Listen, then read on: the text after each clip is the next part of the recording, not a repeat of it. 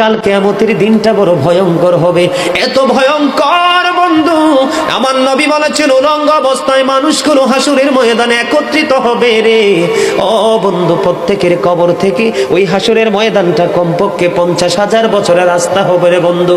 এই জন্য নবী যখন মেরাজের রজনীতে বোরাক দেখেছিল, আমার নবীকে আল্লাহ দাওয়াত দিয়েছে, বোরাক দেখে আমার নবী এত ক্রন্দন করেছিল, মনে হয়েছিল যেন আমার নবীর চক্ষু মুবারক দুইটা ঝর্ণা হয়ে গেছে। রে যুবক, কাল কিয়ামতের দিন ঘাম এত ঘামবে রে, কেউ মাজা পর্যন্ত, কেউ নাভি পর্যন্ত, কেউ বা আবার পুরো শরীর বন্ধু ঘামের নিচে ডুবে থাকবে, আবার মাথার মগজ টকবক টকবক করে উতরাইতে থাকবে রে। আল্লাহ বলেছেন লা ইয়ামুতু, people will not die that day, সেদিন মানুষ আর মরতে পারবে না। আল্লাহ বলেছেন ফিহা ওয়ালা ইয়াহইয়া, people will not be able to live that day, মানুষ সেদিন বাঁচতেও পারবে না।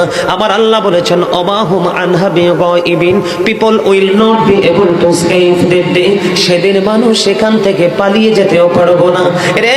দুর্গাপুরের যুবক, হাদিস শরীফের মধ্যে এসেছে কাল কিয়ামতের দিন আল্লাহর আরশের ছায়া ছাড়া কোনো ছায়া থাকবে না।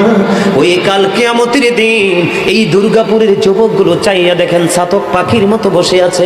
আমার কাছে এত সুন্দর লাগে রে যুবক, আমার হৃদয়টা ঠান্ডা হয়ে গেছে, কলিজা ছুঁয়ে গেছে তোমাদের উপস্থিতি এবং মনোযোগ। আল্লাহ রাব্বুল আলামিন হাদিস শরীফের মধ্যে এসেছে কাল কিয়ামতের দিন আর 7 শ্রেণীর মানুষকে আল্লাহর আরশের ছায়ার নিচে জায়গা দিবে রে।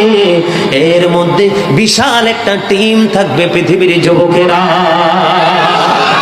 জোরে জোরে সুবহানাল্লাহ।